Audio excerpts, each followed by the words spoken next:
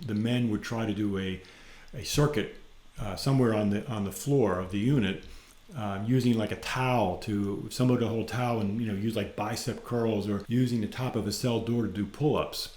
And I got my nerve up after about 4 to 5 days there, and I said, I'm going to jump into that group. And I started doing some core work at some of those stations, and almost immediately men came up to me and said, hey, what are you doing? I'm like, well, I'm working out. And then very quickly they said, well, that looks pretty cool. Could you train us? And so that started the genesis of a yoga program within that facility. Hello and welcome to the Happy You're Here podcast. In this show, we talk about tools, techniques, and ideas to help us live more fulfilling and connected lives. In this episode, we have Mike Huggins, who is the founder of Transformation Yoga and also a two-time author and a consultant for executives or anyone dealing with significant life challenges, which is a lot of people. So I hope you're doing well with that. The first question that we like to ask in this show, and we'll get into your story because I think your story is fascinating and helpful, I think, for a lot of people. But the first question is there a tool or technique that has been useful for you and maybe central in your life to building a more fulfilling life? Yes, for sure. What I would say, Greg, first of all, thanks for having me on the show. Of course. Appreciate you being able to talk with you. Yeah, I'd say the first thing is kind of a top level thing, and I can get into the techniques. But for me, it's all about gratitude. And gratitude is everything we talk about, or people say attitude is everything, but in order to get to attitude is everything, I think you need some gratitude first. So for me, having a sense of gratitude is essential for navigating all the challenges that we face, individually, but community and society, and we know the things going on around the world. So I would say that's the overlying aspect of it. But within that, there's many techniques of doing that. My personal technique is been through yoga. It's making that mind-body connection so that we can look at things holistically, but with our mind and our body together. And I think that's a place where at least for me, that's where I can find a sense of gratitude, or putting things into perspective when I'm dealing with some challenges. I think it's interesting how mindfulness and gratitude, there's so many different variations of mindfulness practice, obviously, yoga being one of them, and gratitude always end up becoming intermixed, Yeah. It's kind of impossible not to feel a sense of gratitude when you start to really look at things as they are, even when they're difficult. Yeah, I mean, look, the definition of mindfulness, I think the common accepted definition is mindfulness is paying attention to what's happening now without any judgment. And so if we're aware of what's happening now without any judgment, it makes us aware of, oh, this is not bad. I'm happy to be here right now speaking with Craig. This is a really wonderful thing, and I don't have to worry so much about what else is going on right now, because I'm going to have this time and enjoy conversation with you. And I think that helps provide some perspective in dealing with other things going on all around us. Yeah, absolutely. And I think that, through the work that you're doing with Transformation Yoga and some of your books and all of your work, really, it seems like you're really helping other people connect with that sense of gratitude, that sense of presence, right? And all of those things. So do you want to tell us a little bit about Transformation Yoga to start with? Sure. So Transformation Yoga Project, we're obviously a nonprofit, and we were formed back in 2012, and there's a backstory I'm sure we'll get into about that, but we were formed as a trauma-oriented organization serving people who are dealing with significant trauma, whether it's through substance abuse or in recovery, whether it's through being trapped within the criminal justice system, whether it's being incarcerated. And we do that through a trauma lens, if you will, of yoga and mindfulness. And we've had really wonderful success. And the only thing I'd add to that, because I've had a lot of experience in the business world and actually in the healthcare world, is that all should be supported by education and research.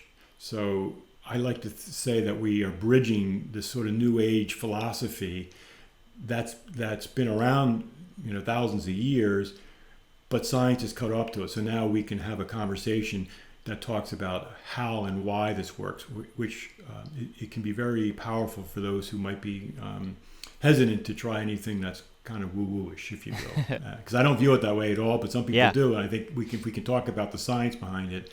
I think that is something that some people can relate better to. Let's go ahead and dive into the background story Yeah. for Transformation Yoga Project, because I think that's a powerful point of connection for people. And it started because you were actually in the criminal justice system. I was. So there was this, I would say 3 major life events occurred almost simultaneously that changed the trajectory of my life. And the first thing was I was a senior level executive in a very large company. I was managing. I was the COO, a chief operating officer of a $2 billion medical device company, really profitable, really well. Had a wonderful reputation and really did wonderful work to help people. But along the way, I started I started losing some of my passion of why I was doing it, because as the company got bigger, I was doing more administrative work. I was less involved with customers, with patients, with our employees who were making the product. So I was sort of feeling a little bit unrestful there. That's sort of one thing. And what happened then is I developed chronic back problems. I now know those chronic back problems were stress related, but at the time, working for a company that made spinal implants, I was getting great advice about which spine surgery I had to see. I'm like, not sure I want to get surgery. So that's another piece. And also the FDA came in, they received a complaint that one of our products was being promoted off-label, which, if you know the pharmaceutical world, that happens quite a bit, and it's illegal. You're not allowed to promote your product for something that's not approved for by the FDA or cleared for by the FDA. Now, I was a COO, and what the complaint was for 2 divisions below, so I didn't know what was going on. And then finally, I was feeling like I had some unrest in my personal life. So I started, all these things are coming together. So someone recommended I try yoga. And I went to a yoga class, and that first class, I was changed in some way, not because my back problems went away immediately, but I felt a sense of release, a sense of stress reduction, just calmness.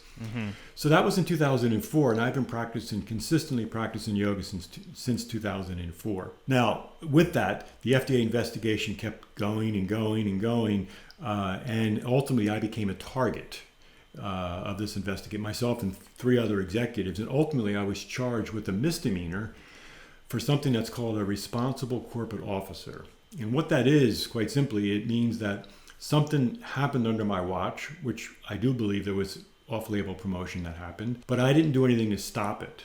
And I didn't do anything to stop it because I didn't know about it. Right. But lack of knowledge is not an excuse in the eyes of the law. And of course, there was no financial gain. There was none of that other stuff that you would think about, kind of corporate greed, if you will. But the long story short is, myself and the 3 others, we ended up being sentenced to prison I ended up with a 9 months prison sentence. But that time took a long time to happen.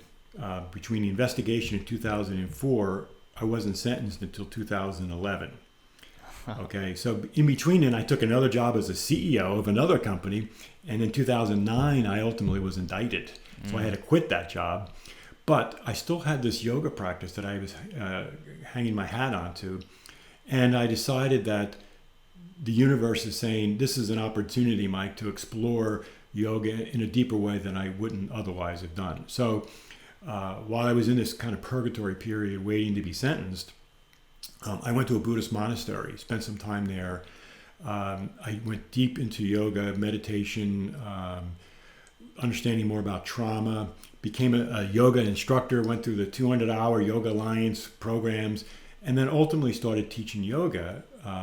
Interestingly, at the same place where I first started, which I was teaching now to a lot of my former employees, who used to report to me. Now I'm their yoga teacher, which is an interesting social dynamic to go on there, how people work with each other. But beside that, I also then started a couple outreach programs with the Police Athletic League to work with yoga for at-risk kids. All that was happening, and then right in the middle of that, I got sentenced to prison, and then that just changed everything. So I ended up going to a federal detention center, which is not a pleasant place. It's not a club fed. It's not a minimum security prison. It's for really high profile who have been accused of serious crimes. So I was there for 5 weeks, and I just, for my own sanity, started practicing yoga. I didn't really call it yoga then. I called it more like a workout because there was no exercise equipment there. And the men would try to do a circuit somewhere on the floor of the unit using like a towel someone to hold towel and use like bicep curls, or using the top of a cell door to do pull-ups. And I got my nerve up after about 4 to 5 days there, and I said, I'm going to jump into that group. And I started doing some core work at some of those stations, and almost immediately men came up to me and said, hey, what are you doing? I'm like, well, I'm working out.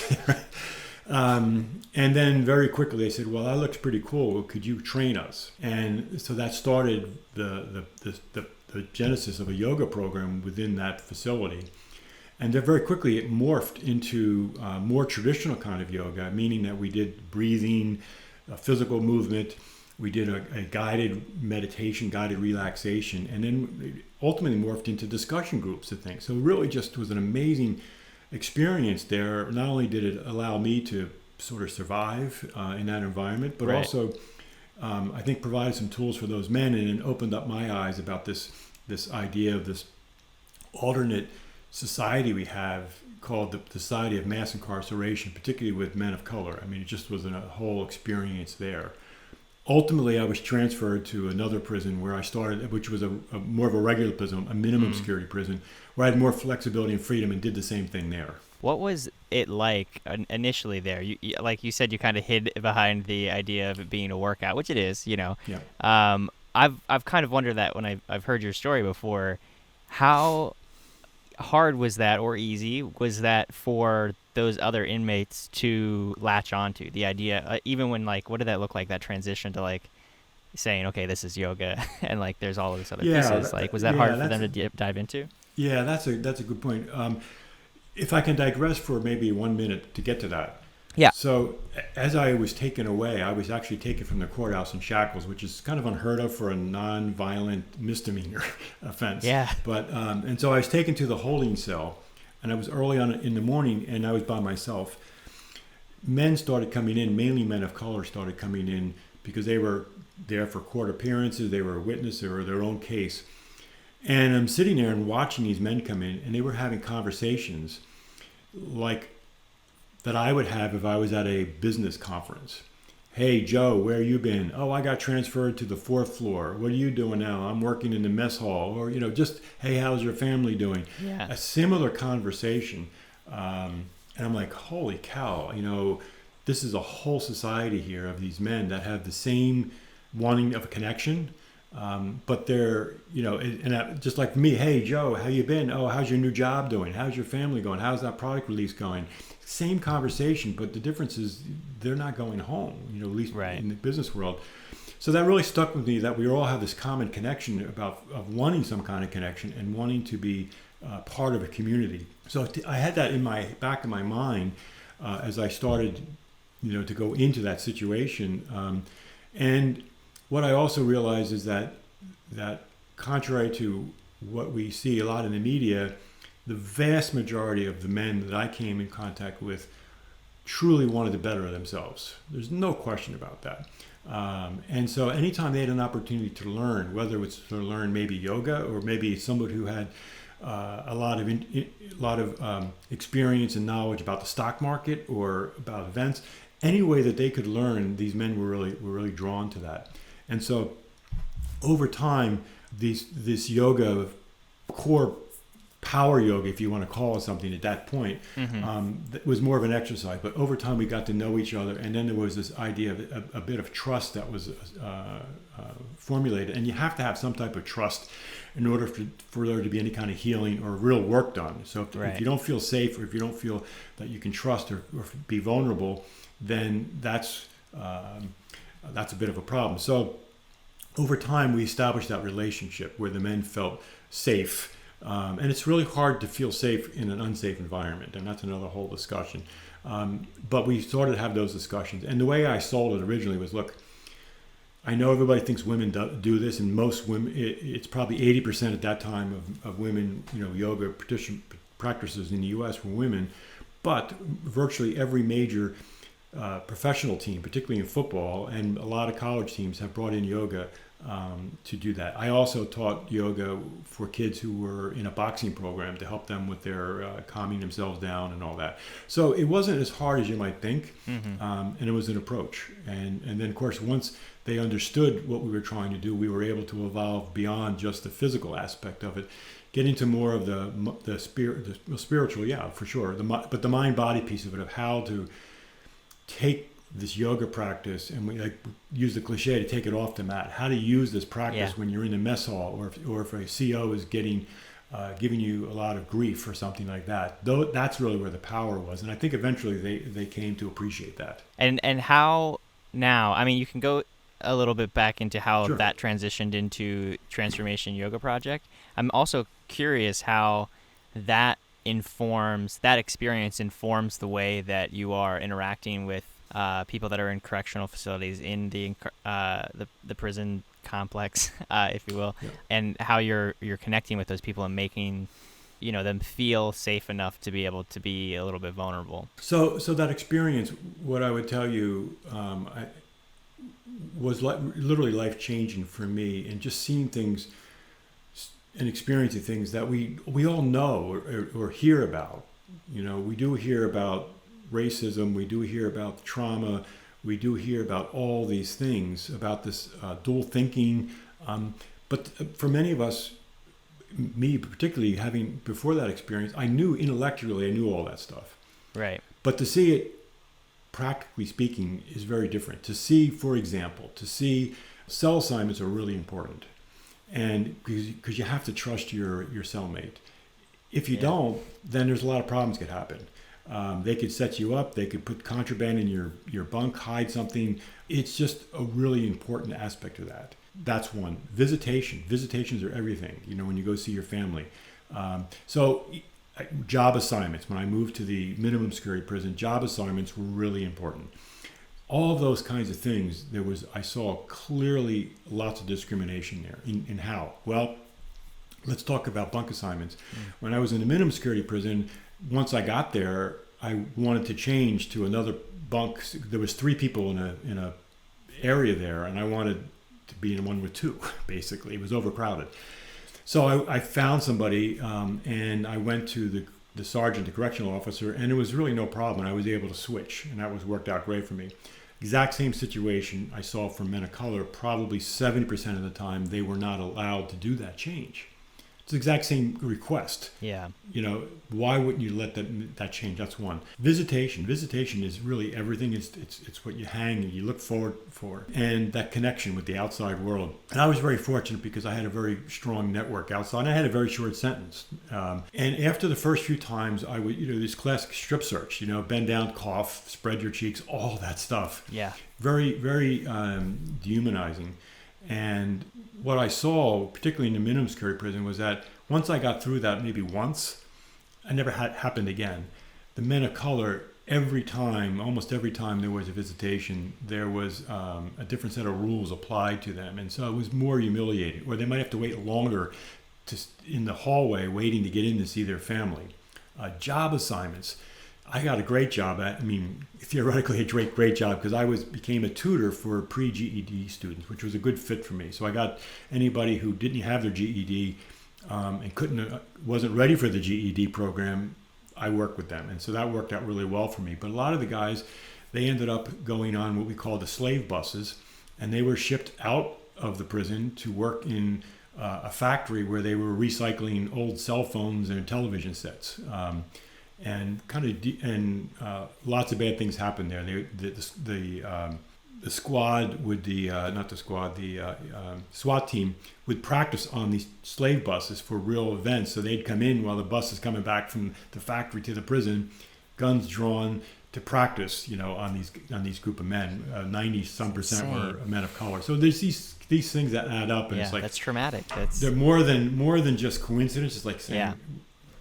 This is what goes on, and when we start to see that, and then it's easy to project that into what's happening outside those prison walls. What's happening right now, in fact, is a good reflection of that, I think. It's really, it's frustrating to hear that. And experientially, I have a lot of friends that have been in and out of the criminal justice system. I'm a recovering addict, so I know a lot of people that have gotten caught up in that system. I'm grateful that I haven't, but it's the likelihood of someone of color getting caught up in that, and then their experience, like to your point, I honestly have never really thought about that, how their experience then is even different, just beyond them being more likely to be arrested for the same exact crime or do prison time for the same. I've seen people get arrested for the same exact crime, and someone that is white that gets a fine, gets some probation time, and someone of color that had this literally the same exact sentence ends up in prison for a year or more. Like it's frustrating because I feel relatively powerless to do anything about it. But I mean, I guess the first step is just being aware of that's a real thing that's happening at a pretty large scale, Yeah, for sure. And I think to go back to your other question, so that process was pretty eye-opening, and of course, I maintain very consistent yoga practice, and it just sort of morphed into multiple programs, and we got into these topics. Excuse me, about discrimination, about that life isn't fair. Yeah. So how do we make the best of the situation, knowing that maybe you got a bad deal or maybe you got a good deal, Right. Whatever. And I think we had some success in men kind of coming to grips with that. And, there's that classic chart, I guess, that shows of all the layers of men. We talk about male toxic masculinity. There's a lot of that in prison, but when you start to look at these ideas, like let's say we start up here with like things like violence, you strip that away, there's anger, strip that away, there's frustration, you strip that away, there's a sense that there's shame, particularly with men, what they've done with their families and their kids that are out there, and then behind that they just feel like they're not good enough. And the nice thing about a yoga practice is it can help us to melt some of those layers away, so we can get to the core issues and have men reconnect with who they truly are before life got in the way, before they got into maybe made bad decisions or were put in bad situations that they had not much of a possibility of succeeding at. But there's all of us have this human capacity, and what I saw from my experience there was this incredible drive of this human capacity within us. Even for some of those men who were not coming home anytime soon, there's still this idea that they can contribute somehow. I'm not saying it's 100%, but it's a much larger percent than we actually give credit for. And so coming out of that experience, it really stuck with me, and I was having this internal struggle about, hey, should I jump back to the corporate world? I'm going to show them. I'm going to prove it to them.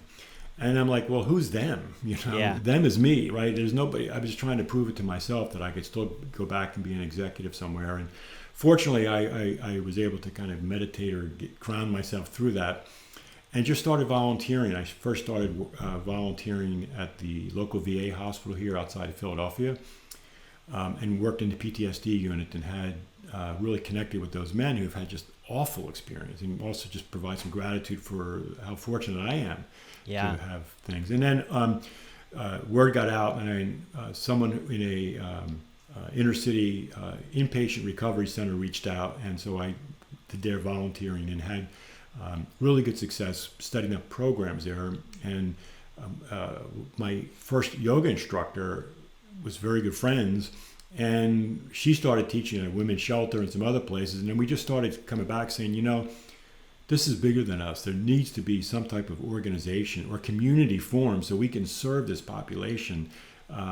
And that's what we did. So I got out in 2012, did the volunteer work, trying to figure out my life a bit.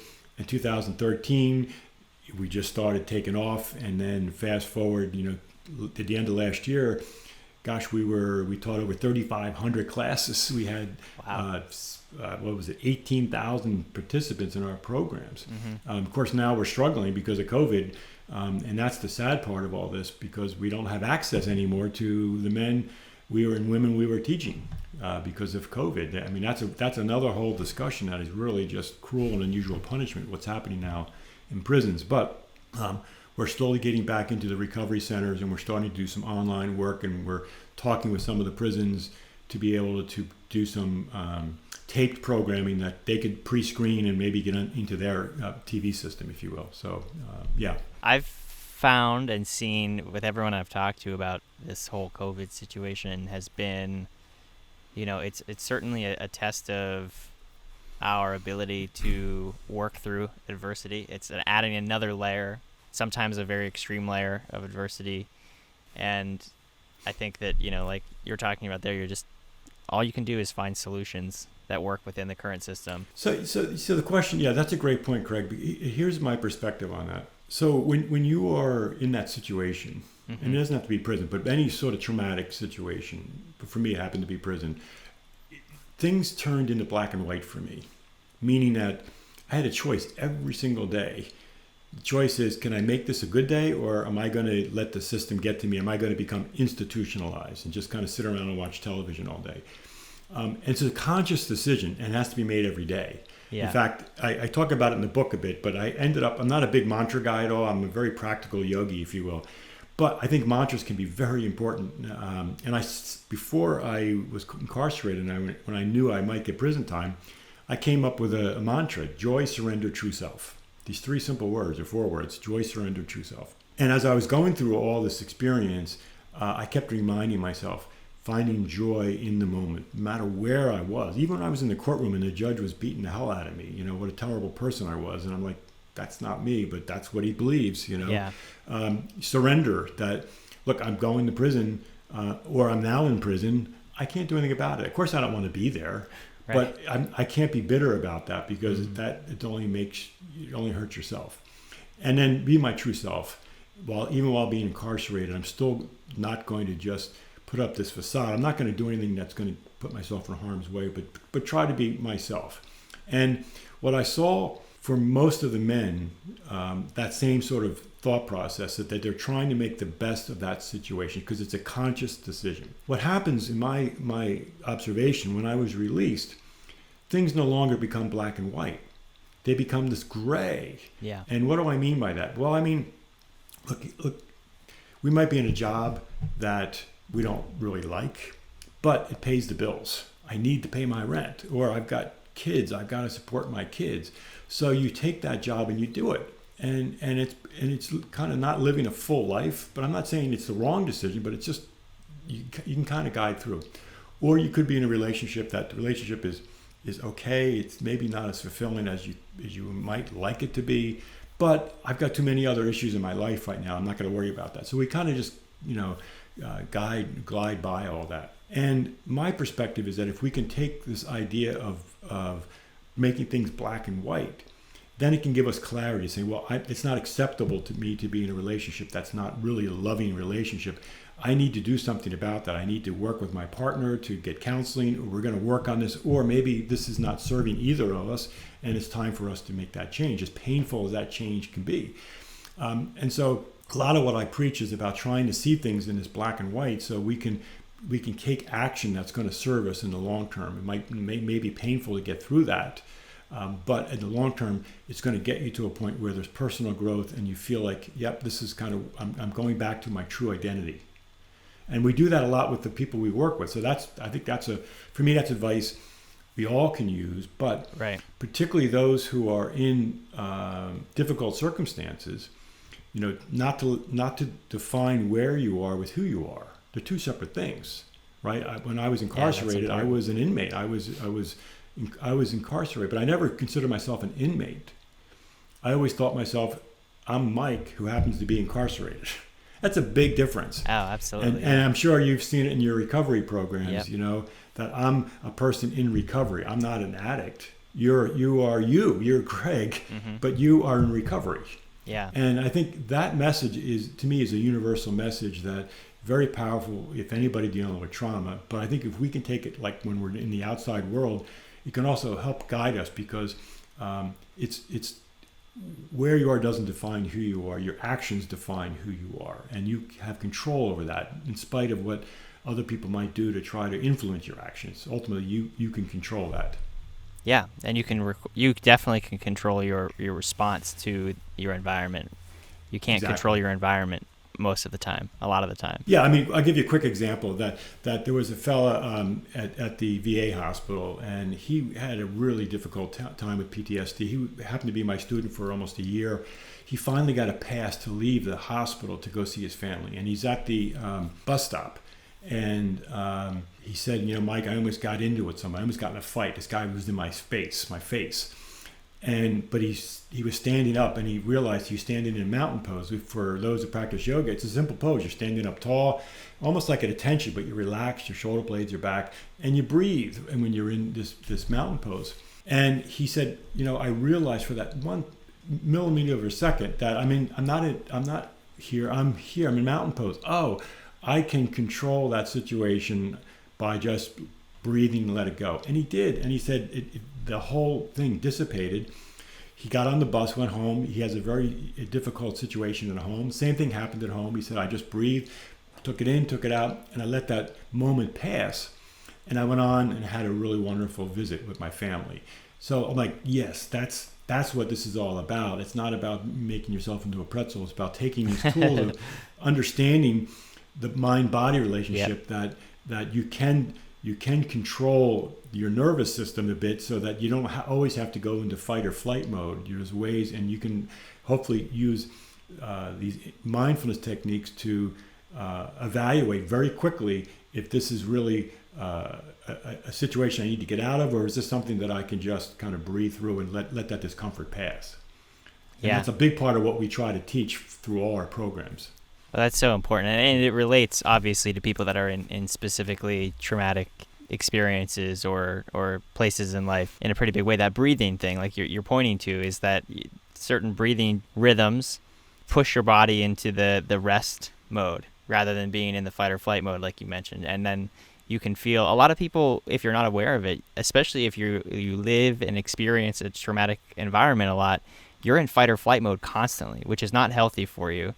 Obviously, that serves a purpose in certain circumstances where it's actually needed, but our bodies overreact a lot, or react appropriately, and it's still not helpful in that certain circumstance. Yeah, and we call it a practice because just like if you don't work it, then you're immediately going to go back to that fight or flight, whether it's real or imagined. Yep. But if we can practice these techniques about breathing, about being present, about maybe connecting, mindful movement together, as we call it, then that starts to become your default. So then as events occur, you have more wherewithal to evaluate, is this real, or is this something that's perceived, or is this something that's just uncomfortable? Right. And make that decision. So it's like a muscle in the sense that the more you work it, the more it's going to be available when you need it. Yeah, that's a great point. Absolutely. So let's touch real quick on how I'd like to shift over to your other work where you're working with leaders and how someone can be a responsible leader. You mentioned something before we started recording. You said you focus on helping people become responsible leaders, not necessarily, and that does not necessarily align with being an effective leader, or an effective leader can be an effective leader without being a responsible leader, I think is what you're getting at. Yeah. Exactly correct. Exactly. Hopefully a responsible leader is also an effective one, but. So look, here's how I came to this. I was charged legally, criminally, with being I guess not being a responsible corporate officer. That's a misdemeanor. And it's always stuck with me because I've always tried to be responsible. But in this case, it was criminal. But I started thinking about what it means to be a responsible, really be a responsible leader. And so right now, the way our system works is that if you are effective, you're productive, you get more profits, you do this and that, you are a big leader. But when we talk about the corporate world, we talk about responsibility. Generally, the textbooks always talk about, first responsibility is to the shareholders. Okay, I mean, we're a capitalistic society, so the shareholders, they own the company, so there's a responsibility there. But I think what we have to do, and what I think society is showing us right now is have to do, is to expand that, to say, look, we are responsible because we're in a leadership position. And I would argue we are privileged to be in a leadership position. And then with that leadership comes a responsibility to think more just about the bottom line. Of course, the bottom line is important, especially now where businesses are really hurting with COVID. Right. They have to reconcile, do I keep my doors open, and how do I deal with, all the other stuff going on? We have to find a way to, with our languaging and our approach, to try to balance both. So being a responsible leader means being aware that, look, we are in this privileged position, that there are many around us who are underprivileged and don't have a voice. And we need to be able to provide vehicles for that voice to be heard. And look, it's not only being responsible to your company, it's being responsible to your employees. Real quick, there's ways. I had to shut down a factory one time. Mm-hmm. I dreaded it. But rather than mailing it in, I had no choice. Really, I had no choice. Right. But instead of just mailing it in, sending someone from HR to shut it down, I flew down myself, met with every employee. It was brutal. But I treated them as human beings. I gave them the best financial package I possibly could. And I tried to treat them as human beings, not as a number in a box.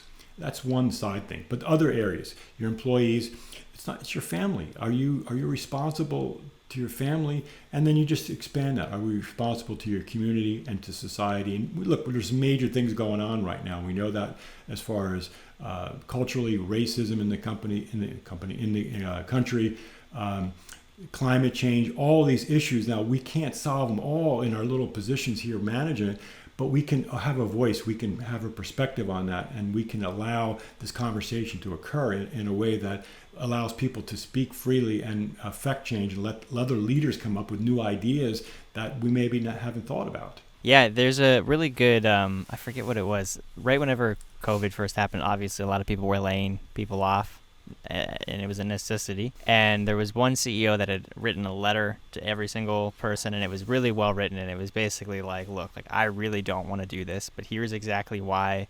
Here's exactly what we're going to do for you. They started a program in their company, like an alumni program. So anyone that has ever worked for that company then has access to this alumni program, where they'll help them with networking and finding jobs, post-job training, like all of this stuff. And it's like, that's the kind of stuff you love to see. And as someone who's been an employee for most of my adult life, I'm a business owner now, but that's the kind of stuff you pay attention to when you're going from one position to another. And when you leave a company, and so this goes back to like kind of how it's a little bit self-serving as well, is that if I leave a company and it was a horrible situation the way that they left me, I'm going to tell everybody about that. And those companies then have a lot of trouble hiring people. I used to work for a company like that, and they still act like that. They're still, are push the wages down as low as they can, overwork everyone, don't listen to any of the employee concerns, like all of these things, and they're just churning out as much profit as they possibly can. Everybody that leaves there tells everyone they know. It's a very small pool. It's a technical position, so it's a very small pool of potential employees. And then, the company, I actually went back and worked for that company briefly because I just desperately needed some work, and they can't hire any people. Because all of the people, they basically churned through everyone they possibly could, and then everyone else has been warned not to work for them. Vice versa, you have other companies that are great to work for. I had a different company that I worked for that I tell everybody that's within their area, go work for these people if you can, because they're going to take care of you. And even if they have to let you go at some point, they're going to do it in a human way. And that matters. Yeah, well, that's the hard part. I mean, that transition from being an employee to an owner, you're seeing it now, I'm sure. Yeah. That you have so many things on your to-do list and significant problems that sometimes this topic gets left off your list because it's hard sometimes to relate to it. Because I've got to get this, I got to get that, I got to get this done. Oh, I mean, I got to be like responsible for other stuff too, and providing a workplace environment. It sometimes doesn't make the list. And that's part of this idea of recognizing that it's a privilege being an executive, and if we look at it that way, we can start addressing some of the topics you just mentioned about. That's part of your responsibility. It's not like something that's nice to do. You have to do this. Right. Yeah, absolutely. Okay, so thank you so much, Mike. I really appreciate the conversation we had, and I think that you're doing a lot of really amazing work on both those fronts, and I hope that you could get to continue to do that. And as myself and a lot of the listeners, a good portion of the listeners are in recovery as well. So I think that your Yoga for Recovery book that you wrote, and even just your going home, your whole story kind of is helpful. It's relatable, and you're working with that population with the Transformation Yoga Project, which I hope things start to come back around now that things are starting to open back up. Yeah. Where can people, I will link stuff down in the description. Sure. Also, anything he mentions here, look down in the show notes for. Where can people find more of this information to dive a little deeper if they want to? So more about the yoga piece. Quite simply, Yeah. there's a ton of information on our website. It's simply the transformationyogaproject.org. So transformationyogaproject.org.